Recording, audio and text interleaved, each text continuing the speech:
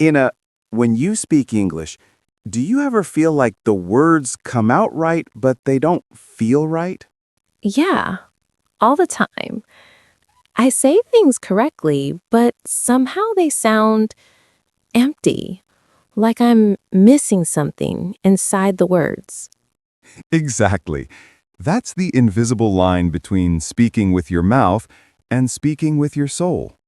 Speaking with my soul. That sounds beautiful. But what does it actually mean? It means you stop performing words and start living them. When you say, I'm happy, it's not about pronouncing happy clearly. It's about feeling the happiness in your breath.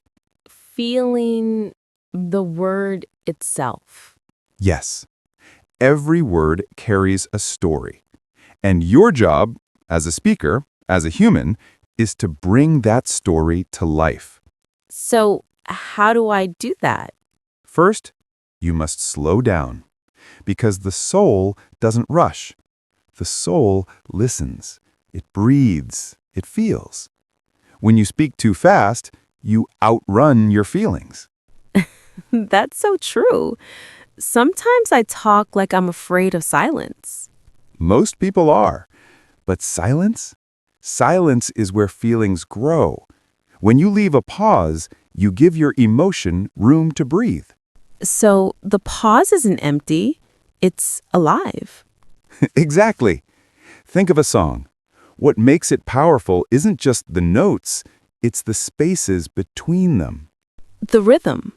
Yes, English has a rhythm too, but it's not a rhythm of grammar. It's a rhythm of heartbeats. Heartbeats. I love that image. Let me show you something. Say the sentence, I'm proud of you. I'm proud of you. Good. Now, close your eyes. Think of someone you truly care about, someone who worked hard, who struggled, and finally did something beautiful. Feel that pride. Now say it again. I'm proud of you. Hear the difference? Yeah, it sounds warmer, softer, more real. That's because it came from your heart, not your memory. So that's speaking with soul? That's the beginning of it. When you connect your emotion to your intention, your words stop being sound, they become experience. Experience. Like something the listener can feel. Exactly. The best speakers don't talk to you, they make you feel with them. That's powerful. It is. Because when you speak with soul, people stop listening with their ears, they start listening with their hearts. And how do I make sure my English sounds like that? Always. By making your words honest. Don't say something unless you mean it. And if you don't mean it, find a way to say it that you do mean. So it's not just about vocabulary or accent. No. It's about truth. A truthful sentence in simple English has more power than a perfect sentence with no soul. Can you give me an example? Sure. Listen. I miss you. 3 simple words. But they can hold a universe. If you whisper them with honesty, they can break someone's heart or heal it. The magic isn't in the grammar, it's in the feeling you put behind it. So every word is alive? Yes. Every word is like a little heartbeat, waiting for you to give it life. That's beautiful, Paul. It's true. And the best part? You don't have to be perfect. Your accent, your vocabulary, those are just clothes. But your feeling, that's your skin. So it's okay if my English isn't perfect, as long as it's honest. Exactly. English spoken with heart is always beautiful. You know, I've always thought emotion makes me sound weak when I speak, like I should be calm and controlled. No, Ina. Emotion isn't weakness. It's connection. Control your delivery, not your humanity. So I can be calm, but still emotional. Yes. It's not about volume. It's about vibration. When you speak with soul, your words vibrate with meaning, even when you whisper. Like music. Exactly.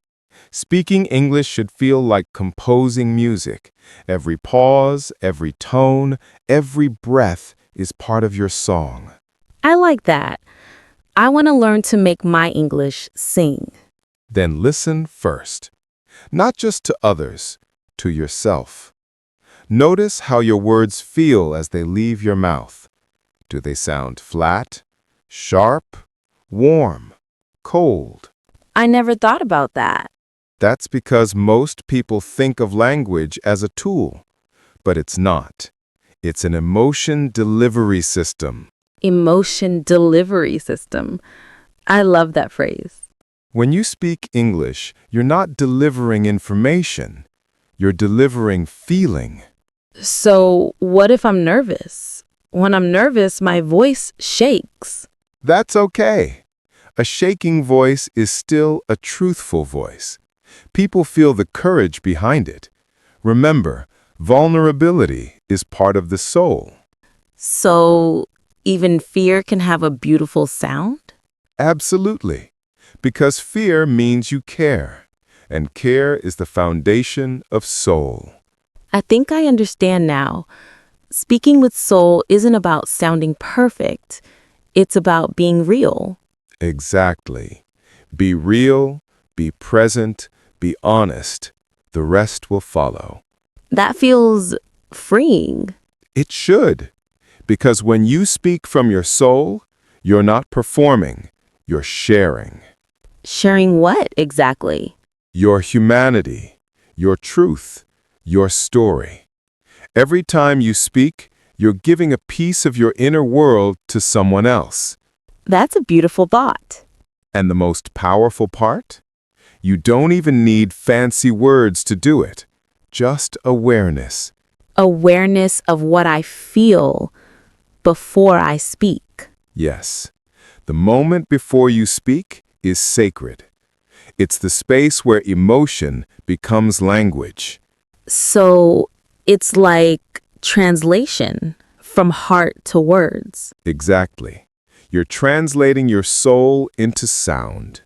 That's poetic. Language is poetry when it's honest. I want to practice that. Good.